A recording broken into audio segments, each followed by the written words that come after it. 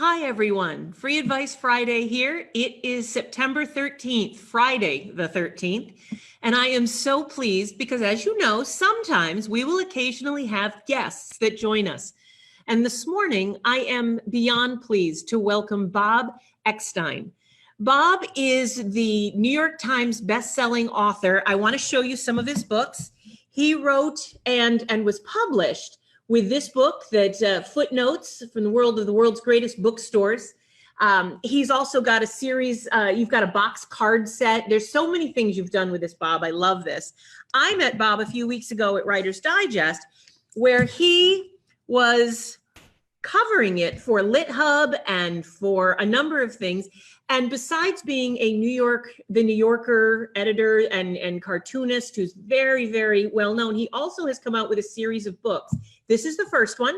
The second one comes out October 6th, and that's called Everyone's a Critic. And it is the second book of the Ultimate Cartoon Books of Book Cartoonists. And finally, for those of you who are getting ready for the holiday season a little early, Bob has written a lot of books in his day, and he has put out tons of art. But you should see this illustrated history of the snowman. This book, especially for the holiday season, I have been keeping this close by in my office for the last few weeks. Bob, thank you so much for joining us this morning. Oh, thanks so much. It's great to be here, Amy. Let me tell you a little bit about how Free Advice Friday works. What we do is we answer questions live on the fly. And the whole point is to be of service to the author community for 1 hour every Friday morning. And when I can't be here, Carrie Barnum, she also hosts us when we do this. But as I said, Bob, you and I met at Writer's Digest at their annual conference a few weeks ago, and you were covering it for LitHub, correct? Right. And also for Writer's Digest. It was my second year there, and I just love the conference. I just think it's a great place for writers. Oh, it is. It is. I completely agree. All right. So guys, as we ask some questions, as you know, I take questions via email before the session starts, but I also answer your questions live. And for those of you who are watching this live on Facebook, I've got my eye on you right here. I'm also looking at the Facebook Live. Please just type in your questions. I do want to start with a couple of questions that were emailed to us. And if it's cool with you, Bob, the first one's actually for you. One of our writers has written in that she's very, very interested in getting a book deal. Self-publishing is not really her goal. She would like to be a professional writer, and she would like to get into a publishing agreement. Can I just ask you roughly, I'm not asking for any trade secrets, but how did you get started? How did you end up getting your first book deal, as it were? Right. Well, it was a long journey. It starts with baby steps, actually. I was a writer as a teenager. I got into writing for newspapers and magazines by approaching them and getting involved in submissions, trying to get into different places. And I was lucky enough to have a column in a couple of places. I worked for New York Newsday. I worked for the Village Voice. I worked for Time Out New York a little later. And so I was juggling a few regular columns, and that in itself builds momentum, although it's a slow process. It took me years before I was approached by agents who asked me if I was interested in a book. And what would happen is I might write a story that took off and was popular, and that would cause attention, and that's how it would begin. I would get calls from agents asking if I had a book in me. And at the time I didn't, but I knew I eventually wanted to do something. And in my case, I wanted to write a mystery because I was a huge Sherlock Holmes fan. Oh. But I didn't want to do like a mystery that was about crime or something negative. I wanted to do like a positive mystery. So I was thinking in terms of like, who made the first sandwich, or like who told the first joke. And I kind of landed on who made the first snowman. And that began the first book. I looked for an agent before just picking the first one who approached me. I tried to vet different proposals and different people who approached me. And eventually I went with David Black. The way I got them to agree was I met with them at lunch, and I just handed this my new agent a business card that said snowman expert, and it was just a top hat with a carrot. And she said right there, "Oh, I'm going to take you on," before seeing a book proposal. And I think the lesson and the takeaway from that is that I just showed an individual voice and a unique approach. And she felt, oh, there's something here. As opposed to just trying to go straight forward from point A to B, I approached it in a different way. And another example of the same type of approach was when I first was meeting with one of the publishers, Simon and Schuster. I met with them at a restaurant downtown in Winter. But before our meeting, before the lunch, I got there early and I made about 8 large snowmen outside the restaurant. And so when the publisher would show up, that they would see this, although they missed it, they came and sat down at the table with me, and they didn't see any of the snowmen, because by the time my prospective publisher showed up, there was already a crowd of people around the snowmen because I caused a commotion, and my snowman never got seen. But anyway, that would be an example of how I've always tried to make something a little more unique to stand out from the crowd and try to make myself feel like, I have something to offer here in a unique way. And so I started that way with that. So Bob, I just want to be clear. You were writing for a very long time before you got into books. That's right. I was writing for maybe, let's see, I got my first contract in 2007, and I was writing since 1980 as a teenager. All right. So you were in magazines, you were in newspapers. Were you writing online at that point before you got your first book deal? Oh, Amy, you're embarrassing me. This is before online. I was writing before the internet. And I did have one of the first computers that was just a box, like a really square box that you had to just see like all the static, and eventually something came up. And I did have one of the very first websites. But no, I was writing for traditional newspapers for a very long time. And actually, my aspirations were not beyond that. I was a humorist. I was writing for National Lampoon and Spy and Mad Magazine. And I was actually also writing for stand-up comedians here and there. And so books was not on my radar just yet. Later, I was writing for the New Yorker, and I was doing cartoons for the New Yorker. And then one of the pieces I did for them went viral. And then a couple of hours after it got posted online, I got a call from my agent explaining that Penguin Random House wanted me to do a book based on one of my stories. And that was about bookstores. And that sort of catapulted that whole subject matter of writing about bookstores, which at the time I wasn't as passionate about as I am now. But after I did the piece, I started meeting with all the bookstore owners, and I became emotionally invested in the subject. And I started to understand better the business, and meeting with the people, I started to understand their challenges and the whole landscape of publishing. And then from there, it exploded to a multi-year quest of trying to speak out about online shopping and why we need to support independent bookstores. Well, and actually, Sonia has a question about chains and bookstores that I want to ask you in a moment. But Sonia, I'll get to that.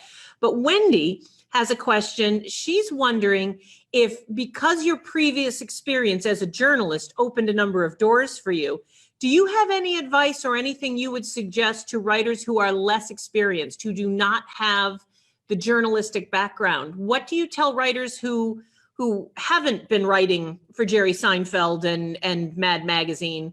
How did they get more experience? I think the best place to work is to not think that the book is the end-all thing that you need to do as a goal, but instead you could share some of your progress and share some of your writing on blogs and share excerpts of your book and try to find your community, try to find and build your brand by going to your like type people, find people who are interested in what you're writing about, and start with baby steps that way. It doesn't have to be a newspaper, but it could be, an online thing where you find yourself at home, and understand that you start making your name that way with little pieces. And maybe it might mean that you're working for free or you're doing something for exposure, for trade. But that's sort of what I did too. When I first worked for columns, it was for small places, and it builds. It just kind of builds and builds momentum. And know that it doesn't happen overnight. For me, as you heard, it took me 2 decades really before I got my first book deal. And it does eventually happen if you work hard and you believe in yourself. Now, Bob, behind you there, I see a green version of a book. Is there any chance you can grab that real quick and just show us? It's right behind you. As I just want to let you know, Bob was very, very kind. I believe he actually signed it to me. So, ha ha. But Bob, who is the editor of this first book that came out, collection of the world's greatest cartoonists, his second book, as we mentioned, is coming out October 6th. Bob, you want to show people? There you go. Now, the first book was basically a thank you to the bookstores that helped me with the bookstore book. They had asked me what I'm doing next, and I decided that I wanted to do something in return and do something that they would really enjoy. So I thought doing cartoons about their life and about bookstores would be a great way for them to sort of feel like there's a book just about them. And then that book did well enough that we decided to do more cartoons, because not only did I want to shine a light on independent bookstores, but I also have a great admiration for cartoonists, and cartoonists are having a hard time right now. Mad Magazine folded, and Barron's and Harvard Business Review and Playboy have all stopped using cartoons. And it's been very difficult for the people who are the traditional New Yorker cartoonists now to have a forum. And even though I'm not, pretentious enough to think that this book is like a new form per se, it is my little way of saying thank you and sort of giving them a little bit of a pat on the back. So, and I've been getting a chance to work with some of the world's greatest cartoonists. So for me, it's been a real thrill. Bob, I think we need to start a magazine. Well, it's as simple as that. I would love to, yeah. There are a lot of people feeling the same way. An example is American Bystander, which is a new humor magazine. But, he's learning how difficult it is to get some traction. And, someone like Mad Magazine actually folded when they had 180,000 subscribers. And then my friend's new magazine has 800 subscribers. Sonia, Wendy, or Linda, one of my buds on right now. Do me a favor. Go Google. What was the name of that magazine, Bob? American Bystander. Go Google American Bystander. See if you can find their website. And if you throw it into the chat box, I'd be so grateful, because I'd love to check that out. All right. We have a lot of questions coming in, Bob, for you. May I throw a few more at you? Please. All right, you love independent bookstores. That is absolutely clear. It's clear from this footnotes book that you and Garrison Keillor and several people are all noted for. You also have a wonderful card set that I have. It's on my desk. I would have shown it, but I already opened it. Use some of them. Guys, you have to check these out. But I want to talk a little bit about chains. Barnes & Noble, Books A Million, Chapters Indigo.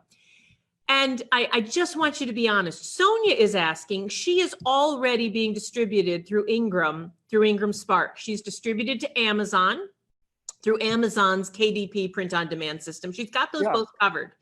But she's asking me if there's any benefit to signing up with Barnes & Noble Press as well. And my advice has always been, but I'd love your take on this. My advice has always been absolutely.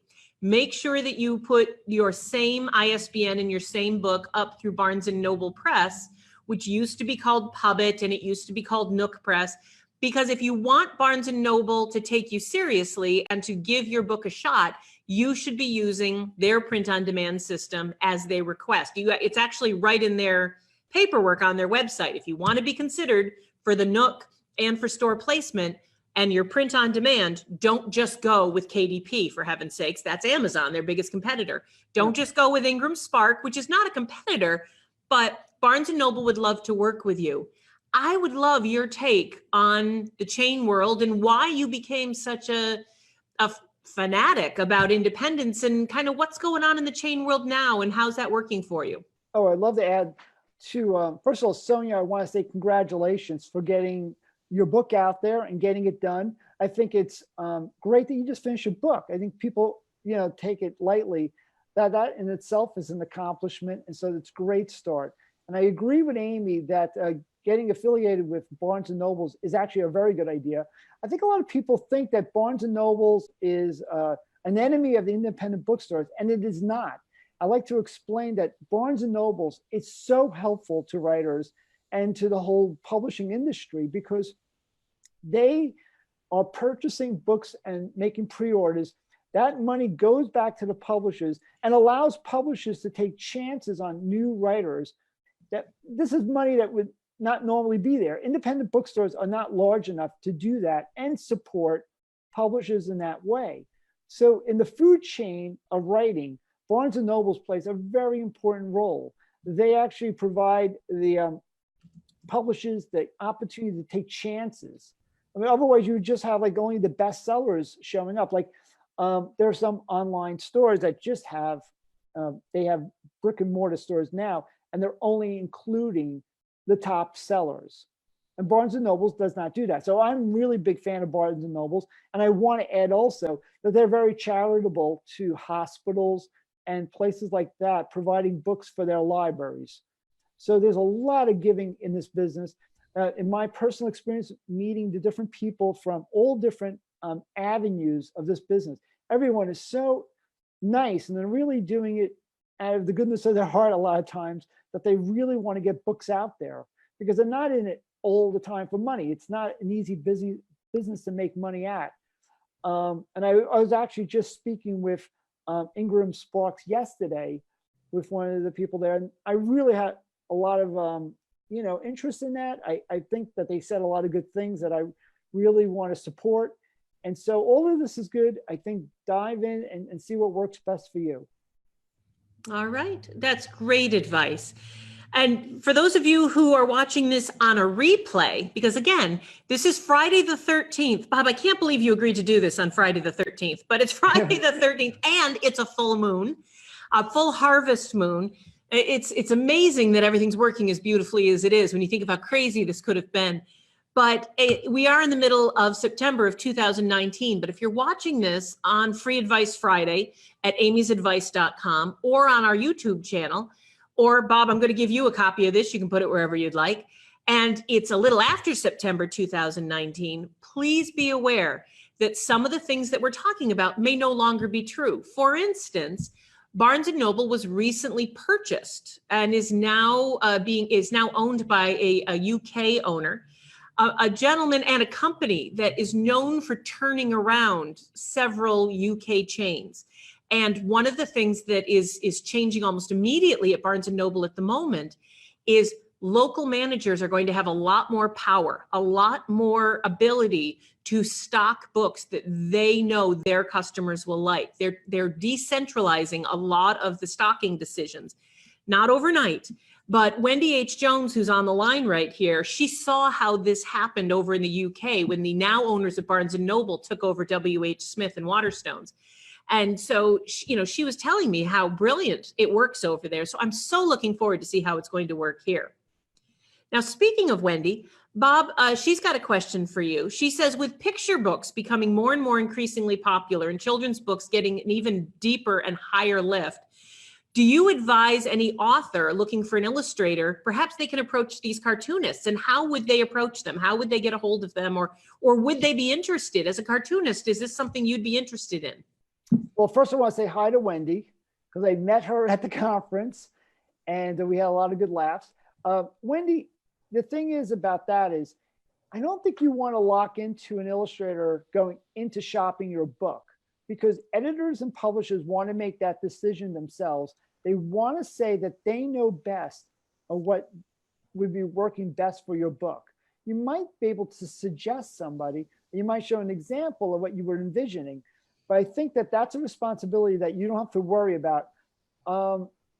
It might be that you could sweeten the pot with your proposal and say that you have a well-known illustrator willing and able to illustrate your book.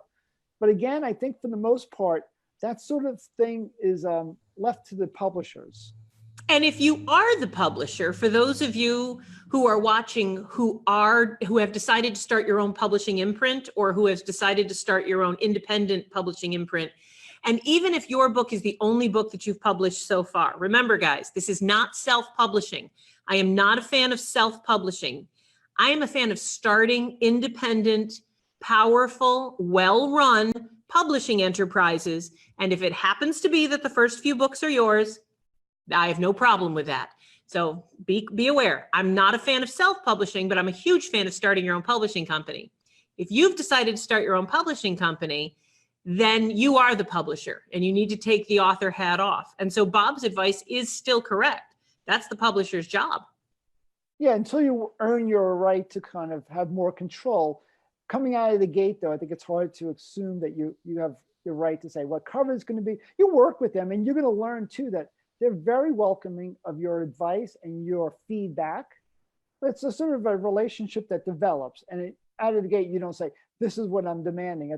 You know, you have to understand that they're experts. And there's a sort of trust that comes along with this, that you say, you know that they can do a good job with your work. And if they're giving you a book deal, you know, that's a great compliment. And it's a great, you know, you have to say, okay, they understand my taste and I'm going to see what they can come up with as well. Right. I hope that's a good answer. It's a great answer. We've got a question here from Mary Campbell Gallagher. I hope I'm pronouncing that right. She's got a lot of credentials. I'm a little intimidated just reading her CV here. Yikes. But Mary is curious and she's asking us how to better get a distributor wholesaler, such as Ingram or Baker and Taylor, Bookazine, any of the distributors, and how to persuade them to take this book in as a wholesaler.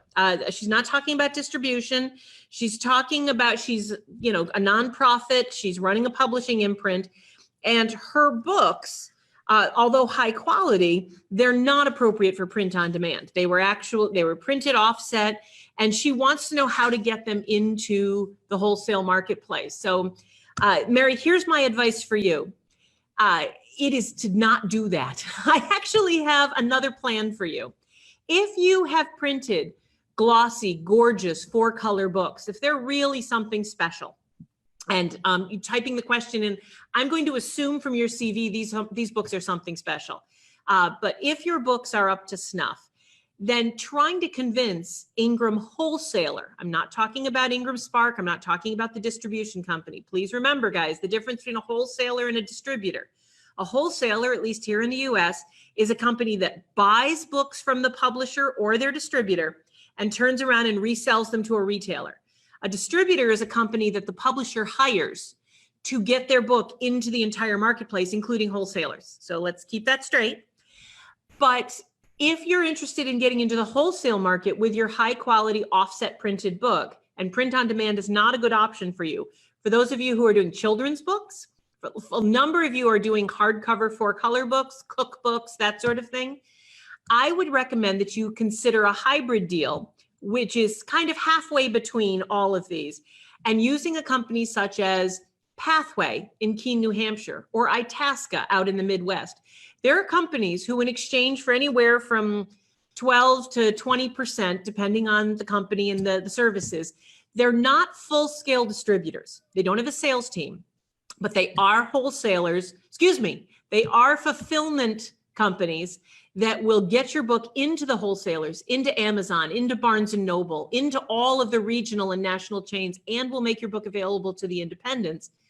But they don't have a sales team. So you're not giving up 30 or 35% of the net billables. You are simply using their Ingram account, their Baker and Taylor account, for those of you who are interested in libraries. You can get into Bookazine. You can get into Midwest library distribution. You can get into some of the library binding distributors. These companies like Pathway Book and in Keene and Itasca, there's one or two others. There's BCH in Harrison, New York. I'm not as crazy about them. I don't dislike them, but I love the work I've done with Pathway and Itasca. I get nothing for recommending these guys. I'm just saying my experience in working with Mark over in Itasca and George and his team in Pathway is they're good people. But by working with them, you can actually borrow their Ingram account, their Amazon account, and they ship your books with thousands of other books to Ingram every day, which means you're not paying the heavy shipping fees. Everything is smoothed out for you. They handle customer service. They handle the orders. And when Ingram or Baker and Taylor or Bookazine or heck, even Barnes and Noble wants your book, they take care of it for you. And I would recommend that instead of trying very hard to convince a whole bunch of wholesalers to work with you individually, if you haven't earned your stripes, go with a fulfillment company. That's my advice. Bob, anything about that before I move on? No, I agree. The only way to do it would be to put a bigger net on everything.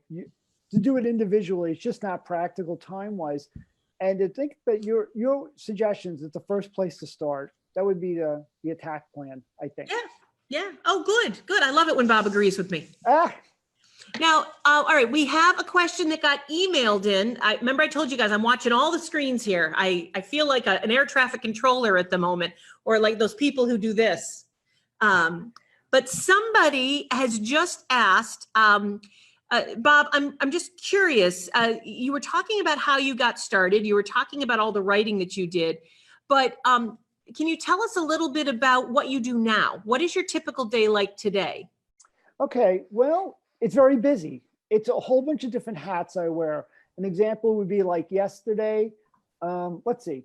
Yesterday, I had a meeting with my publisher in the morning about marketing, and we discussed what I would be doing in the next year and what places I might go to. Then I did a little bit of work. I had a piece to do for Lit Hub magazine, and that's the second piece that I'm doing, and that's coming out soon. Then I had lunch with a client.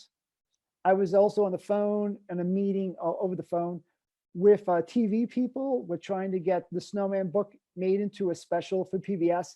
And that was like an hour thing. Then I had other work to do. I would be doing some writing. Like I wrote this short story, Bathroom Remodeling Secrets. And that would be a piece I would start from start to finish, a small piece. And that would be like my little bit of writing I got in for that.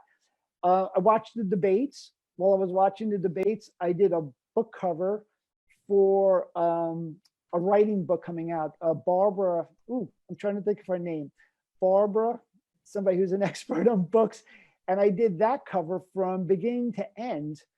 And I could actually show you the cover on the screen if you want to do that at some point. Yeah, I'd love to see that. I also cooked dinner and I made a pie, and that's a typical day. Guys, just so you know, he's married. It's all, I got to tell you, I know he seems like the perfect man, but he's taken. Well, I'm going to show, let's see, I'm going to try Hey, to how did that ginger pie turn out? Terrible. What happened is that I was making it, and I have a very busy schedule. So what happens is I get distracted a little bit. And at some point I realized I forgot to add flour and sugar. And then as it was in the oven, I took it out 10 minutes later and I added those ingredients as I was already cooking it. And I just kind of took it out then. And then I realized I also left out the cream, and I added that like 25 minutes in. So okay, so you're not the perfect man. All right, I get it. No, I'm a train wreck. So I'm calling up to the screen. I don't know if you could see. Are we sharing the desktop? They're going to show you what I did. I do not see it yet. So hit share. Okay, let's do that. And let's see. I'm clicking it on. There we go. Great. So this was,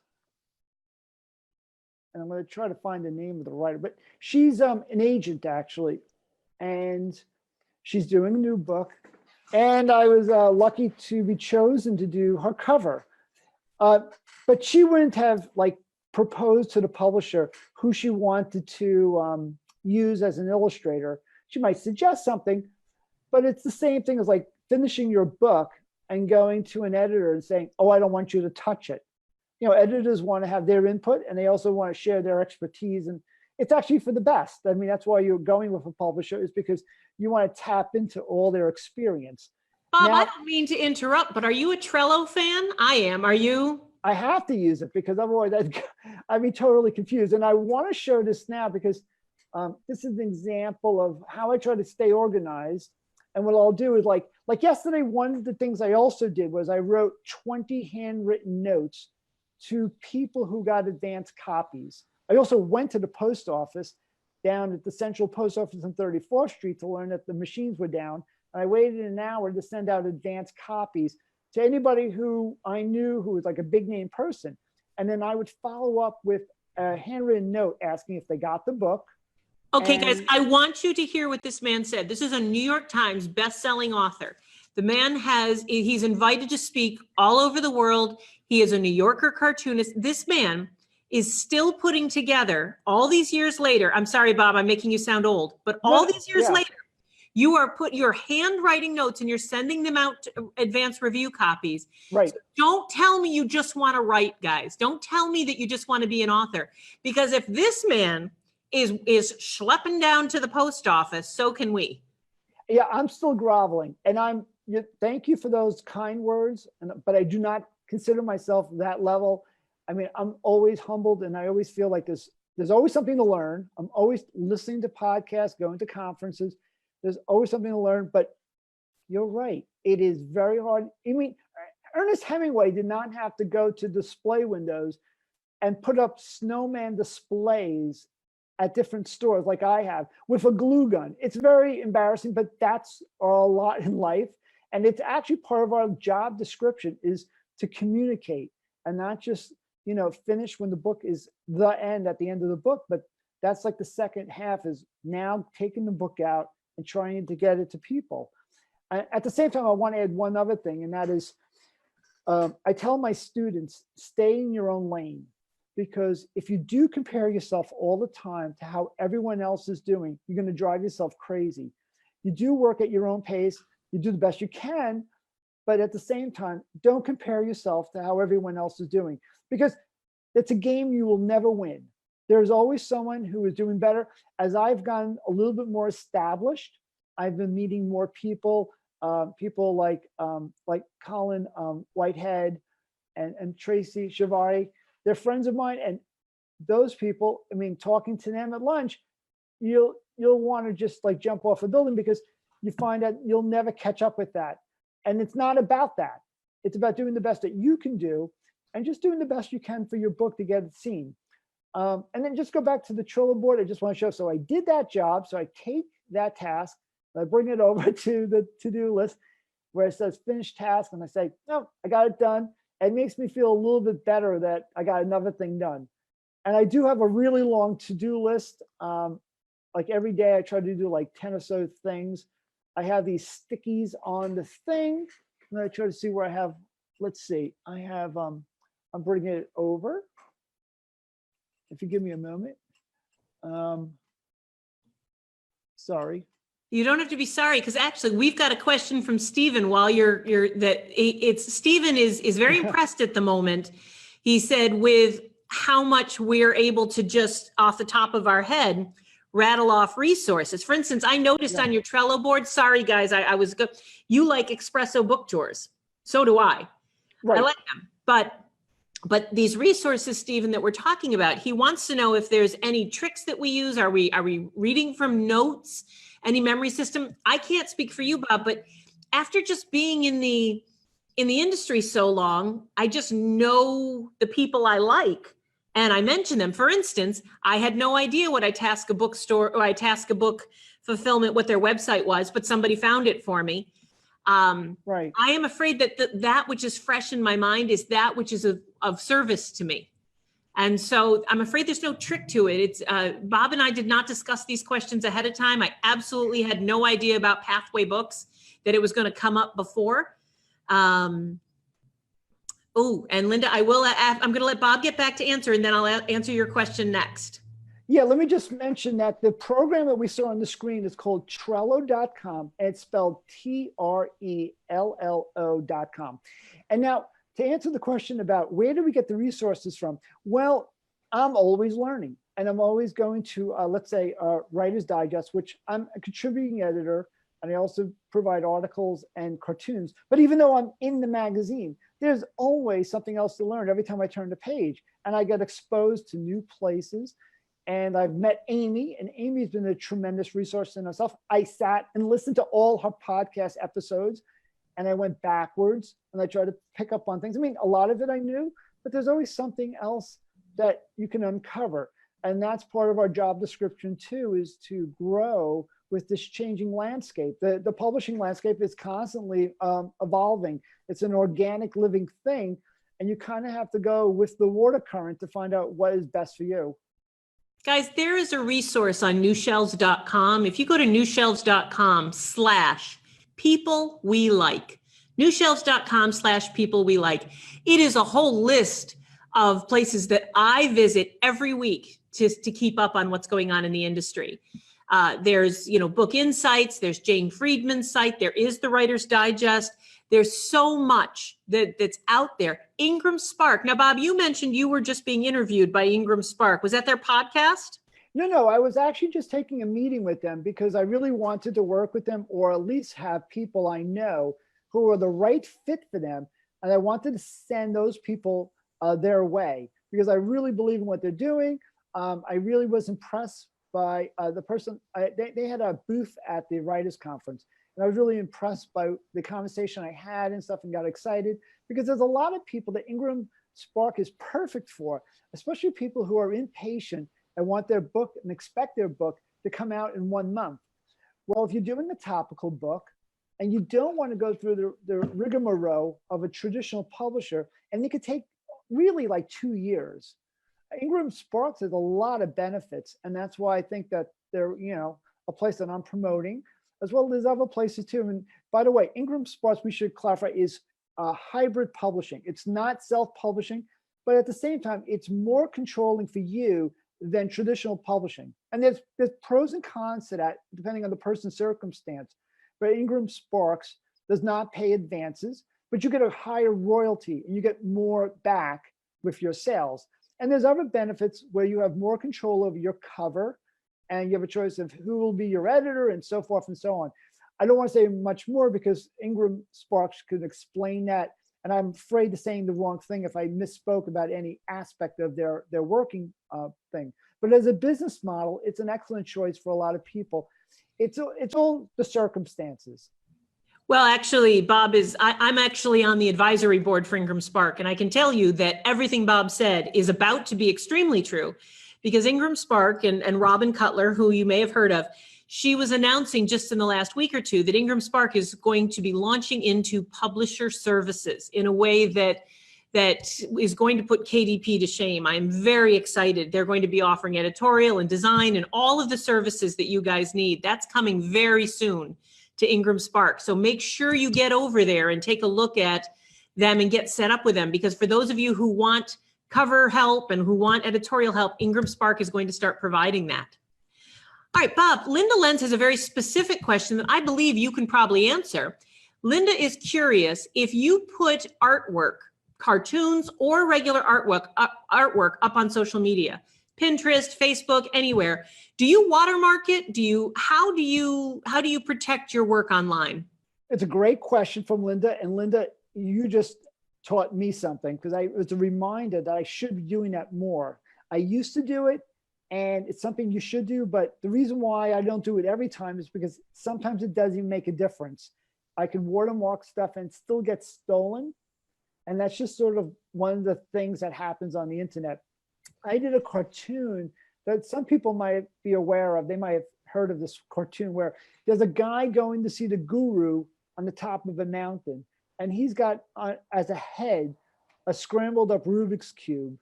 And the guru on the top of the mountain has a Rubik's Cube for a head too, but his is solved. And this cartoon was taken from my Facebook and spread everywhere. We got over 700,000 likes. And every meditation center and yoga place has been stealing it for a logo, even though it was watermarked. And it's a very popular image in Brazil and China. I see it all over the place. And I had no control over it, and it just happened. So sometimes your best intentions of protecting yourself is not even enough. And you just have to realize that sometimes you just have to put yourself out there, and it's part of our business. I hear this question all the time about, I wrote something that's brilliant, and I want to get into a book, but I don't want to share it with someone because I'm afraid the editor or the publisher I'm submitting it to is going to steal my great idea. It happens every Q&A that everyone has the best idea. And I feel the same way about my ginger pie recipe. But the thing is you just have to say that no one's going to see it if you work in a vacuum. You have to get out there, and you have to trust that people are going to not rob you all the time. But now, to go back to Linda, yes, watermarking your images is an excellent idea. And Linda, thank you for that, because I'm going to do more of that, even though I've had some bad experience either way. And I have had a lot of litigation with people who stole my work, many lawsuits. I even had to sue the New York City Department of Sanitation, because the talking garbage cans that people see to encourage recycling was actually mine. And there was like I asked for $35,000 in fees, and I won the case. And even though you win a case, that does not mean you're going to collect the money. You then have to send the sheriff out to collect it, and you have to repossess things. And I have many cases in which I was supposed to get monies that I never saw a penny. And it just happens because of the internet. The internet has a lot of pluses and minuses. You know, Bob, that reminds me, you owe me $20. I know that.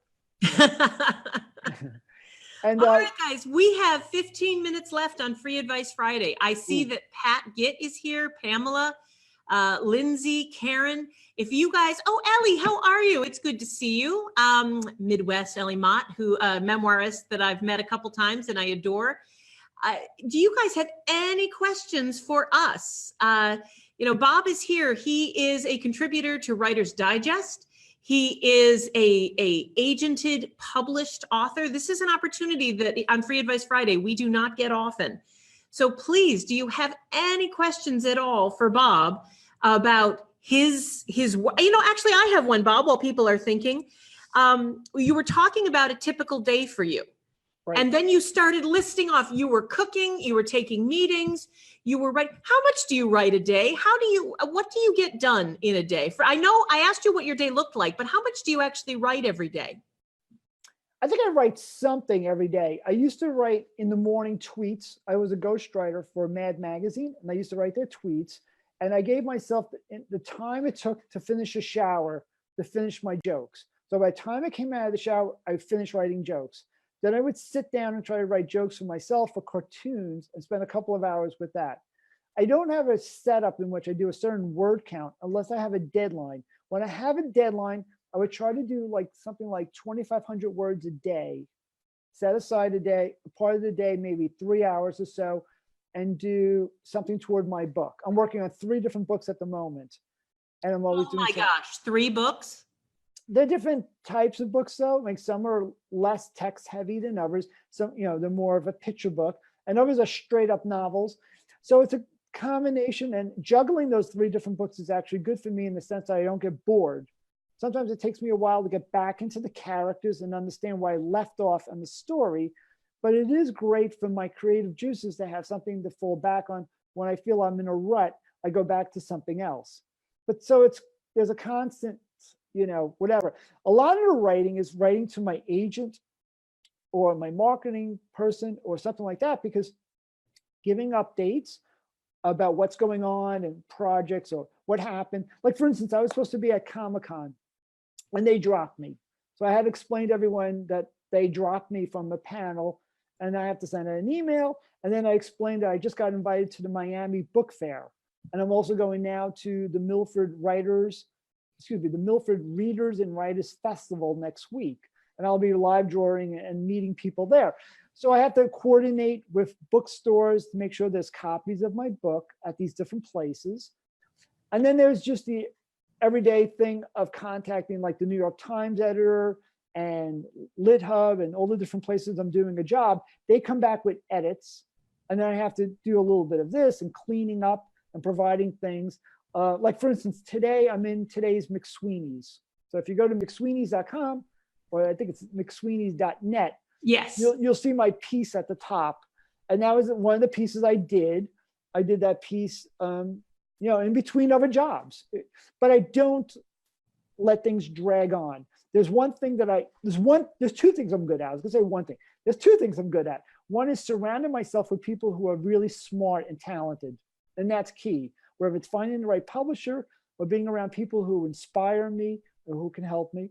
And the second thing is I am willing to put out my C and B work. And this is really a big thing, that you don't have to have everything just perfect before it goes out. And I know people who work on the novel for a long time, and I'm talking to myself when I say this, because there's one of the books I've been writing since 2000. So it's now almost 20 years working on the same book, honing it down and working it just right. But sometimes you just have to learn to let it go. And there is a lot of work out there that I send out that is not my A work, but it's part of being a writer. And at the same token, I get rejected a lot. I am sure that I've had more rejections than all the people who are signed in right now in this chat room. I'm sure of it, because I send out a ton of submissions. I've submitted to the New Yorker this year cartoons and articles, about 200 pieces, and I've only got accepted like maybe 4 times. That was it. Oh, I love this. I love this. Keep going. Yes, guys. So my batting average is very low, but I just keep on taking swings. You just have to go up to the plate. And unless you go up to the plate, you're never going to hit it out of the park. So you just have to know that it's like asking out a girl. Sometimes you have to get rejected for 4 or 5 years before that you get a yes. But, and I bring this up because I'm married to my mortal enemy. In college, I had someone who I did not get along with at all, and she did not get along with me. We were enemies in school, and we ran into each other 12 years later at a funeral of a mutual friend, and we happened to sit next to each other. And we were both there. It was 12 years after we really despised each other in school. And my attitude was, well, this might as well happen. And we broke up with the people we were dating at the time, and we eloped to Iceland. So, and we're getting along fine now. Good. Well. That's important. Yes, we're getting along very well at this moment, but there's an example of, whatever, that you never know. You go up to the plate, you just take your swings. Now, Bob, I know we only have 10 or 12 minutes left, but we now have 7 or 8 questions for you. Do you have a few more minutes just to answer? Rapid session, rapid fire. Let's go.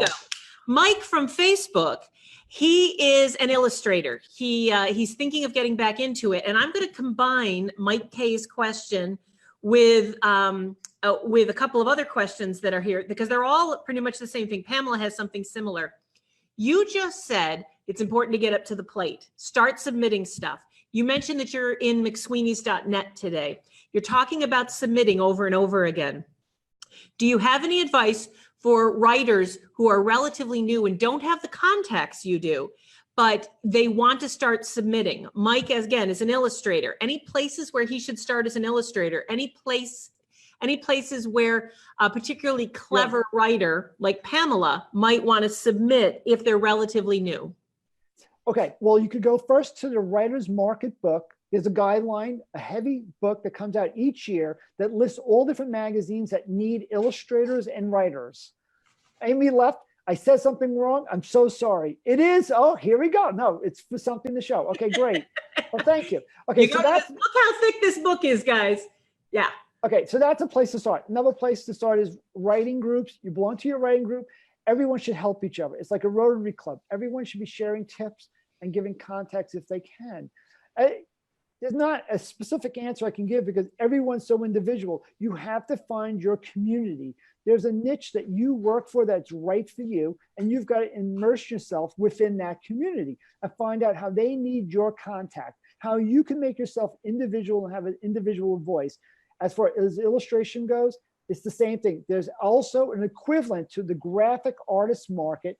Amy held up the writer's market, but there's also a graphic artist market, and you just have to hit the pavement and do your legwork. It's out there for you to learn where these contacts are. You have to find the magazines, find their submission guidelines, and just start submitting the best you can. And illustrators do not need agents. You do it on your own. Well, and guys, these guides that he's mentioning, and also there's online services. I know that Writer's Market also has some online databases. In the world of Google, there's really very little excuse why you can't find. Now, I like to do public speaking, mainly because I'm just adoring the sound of my own voice. I've got an ego problem. But because I love public speaking, we have a question here about how to get into that.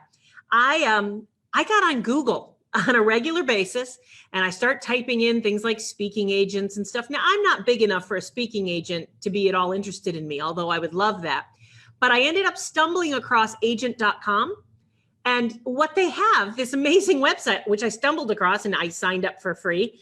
And it gives me all these conferences and so it takes a little bit of legwork. But guys, in the world of Google, we're in a golden age. You've heard me say that a million times. We're in a golden age. Nothing is hidden from you. No, it's easier than ever. Yeah. It's easier than ever. Reader's Digest, every issue talks about how to land an agent. Then they hold that conference. At the conference that me and Amy met, there was a thing called Pitch Slam. And they allow people at the conference to meet a multitude of agents. And you can do your elevator pitch in 2 minutes and see if you have someone who's a right fit for you. And you get a chance to be exposed to even editors and publishers at this event. It's a great opportunity. Yeah. This next weekend, not this weekend, but the weekend of September 20th, I'm going to be at the Algonquian New York Pitch Fest. Again, it's 3 days where you're just pitching agents. You can find that online too. Guys, it's all there. All right, couple more questions before we let the very busy Bob Eckstein get back to his day. Did you guys see how many emails he had? Wendy mentioned, or Alan mentioned how many emails when he was sharing his screen. So don't tell me you're too busy. All right, so we do have a question here. Sonia's asking me about the rules. If you send a press release to a major publication, are you able to use their logo on your website? No, Sonia, that's not this is how I do it. I'll just tell you my experience, and I've never gotten in trouble for it. I will send press releases out. I use 24/7. There's lots of other companies you can use. And if a local, regional, or even national venue publishes on their website or in print my announcement, keep in mind that a press release is an announcement. A press release is not a pitch. But if I have something to announce, and a press release should be something juicy, if I have something to announce, a conference that I'm going to be keynoting at, or a new mole that I found that turned out to not be cancerous, I don't care what I've written about, and it ends up getting published, then I am allowed to use that logo as seen on. But you're not allowed to do it just because you sent it to them. It has to be published. It has to be legit. And that's the rule that I hold for myself. I'm not a legal expert. I cannot speak to when you're allowed or not allowed to use logos. I will just tell